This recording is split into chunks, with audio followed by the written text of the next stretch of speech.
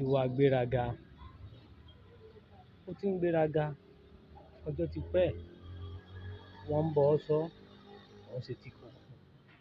Wọ́n ń bọ̀ ọ́ sọ́, olóòfẹ́, olóògbà. Ó wá dẹni táyé ń wòran. Wọ́n ń wòran ní tòótọ́. Olórò wípé bóyá bí wọ́n ṣe ń wòran. Wọ́n ti kéékèèké ó ti sú wọn. Wọ́n wá dà sí ọlá.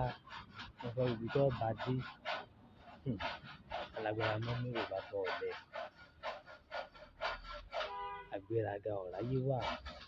Torí wípé gbogbo ẹnikẹ́ni ẹ̀dákẹ́dá èèyàn kéèyàn tó bá ti ń gbéraga. Ọwọ́ orí wọn ò tó tí bọ́rọ̀. Bẹ́ẹ̀ àti jẹ́ èèyàn láyé wọn. Ó dọwọ́ Ọlọ́run ọba mi.